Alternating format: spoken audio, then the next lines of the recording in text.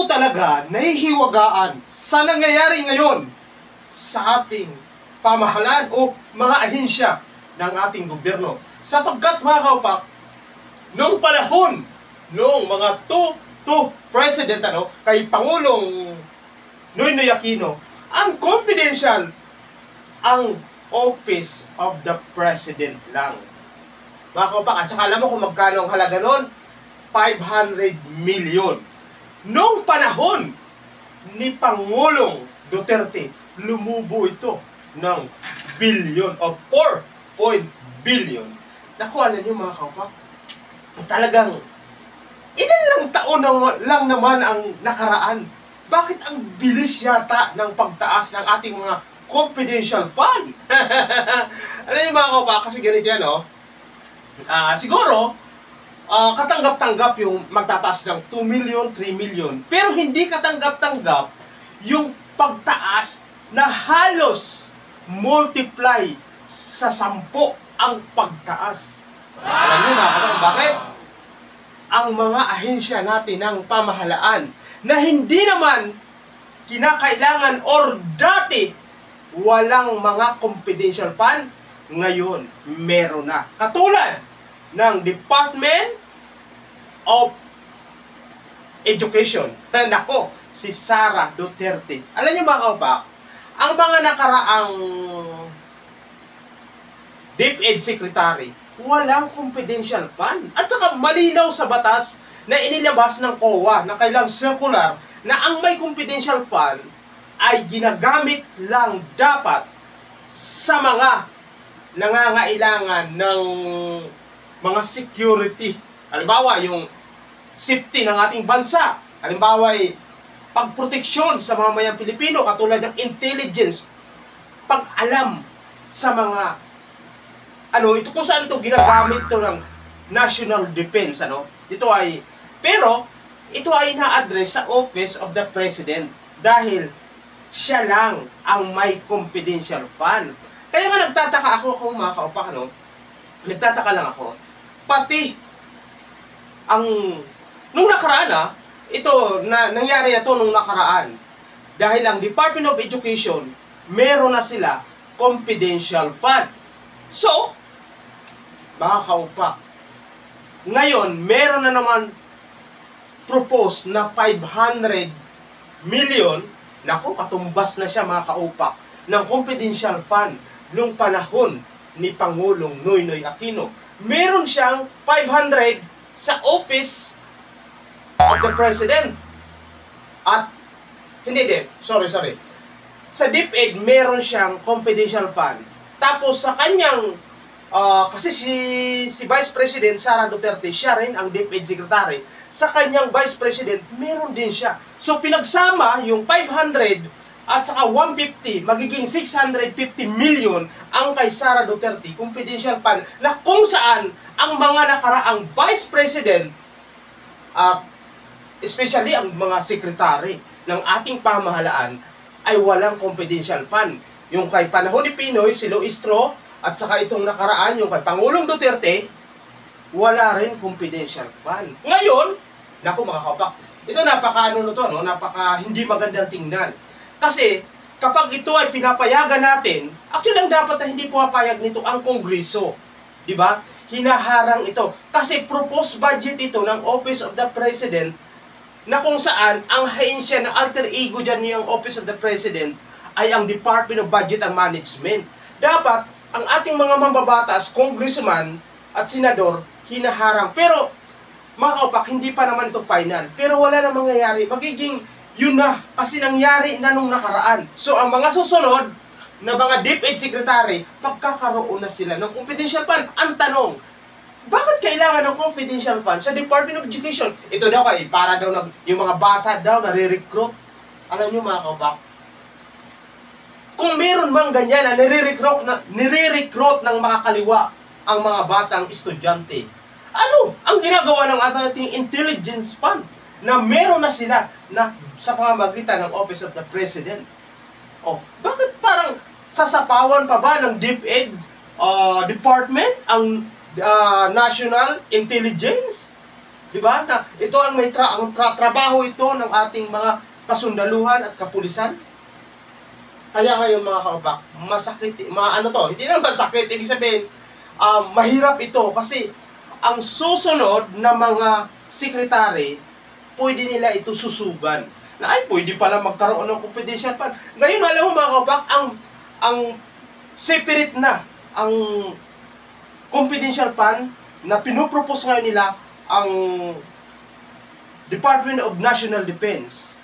Na ang confidential fund na yan ay doon na sa Office of the President. Kasi mga kaupak, ang confidential fund, alam mo kung bakit tinututulan niya ng marami? Sapagkat ang confidential fund, wala siyang malinaw kung saan ginamit. Ang sabi nga ng kuwa, pwede i-refuse, di ba? Pwede magsalita ka doon na nanunumpa ka, gumawa ka ng affidavit, na honest ka at wala kang ginawang kaduda-duda sa intelligence fund. Di ba? Pero, ang hirap yun. Lalo na sa atin, sa Pilipinas, ang mga politiko, hindi na karamihan, hindi honest, di ba?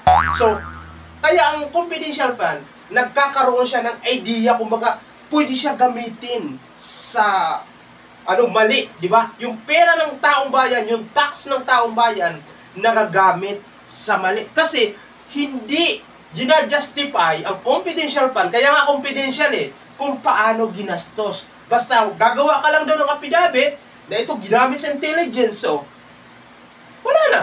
So, ngayon, ang mangyayari, mga kaupak, pati pa, ay nagkaroon din ng proposed budget ang Department or Agriculture na kung saan si Pangulong Marcos din ang nakaupo bilang concurrent secretary. Naku talaga naman, lahat na lang gusto magkaroon ng confidential fund. Dahil siguro ay ito ay hindi gina-justify sa kanilang mga expenses o sa report na ipapadala sa kuwa na ito ay ginastos ba o kaya malinaw kung paano ginastos.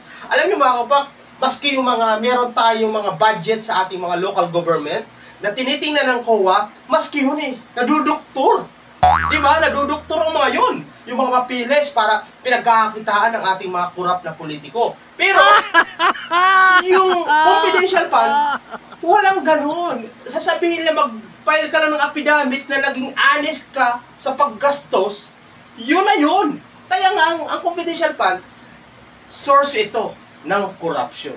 Naku mga, alam nyo, yung iba, yung confidential fund, ginagamit ng isang politiko sa mga aking pag-aaral, sa aking mga research, nagagamit ito para sa kanyang future pagtakbo o next step sa pamahalaan or pagpapapugi. Kahit yung mali yung ginagawa, kahit palpak yung isang opisyal, nako, ang confidential fund ay nandyan para sakluluhan. Katulad ng, alam nyo mga kabak, ito, realidad lang ito, pwede ka magpa-survey. So sabihin, sino ang nangumisyon? Sino ang nagbayad ng survey sa mga dami-daming survey firm na nagkalat, di ba? Para papanguhin ang pangalan mo. Ang ganda ng trust rating ng Pangulo, ng pangalawang Pangulo, ng Senador, ng Gobernador, ng Congressman, ng Mayor. Ang ganda ng kanilang sa survey.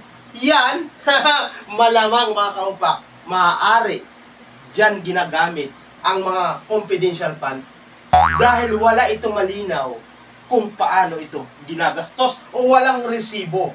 So, alam niyo mga kapak, tingnan mo ngayon mga kapak, iba yung nangyayari sa ground, sa palengke, sa public, sa establishment, sa street, kumpara sa mga survey. Sa mga survey, very popular sila.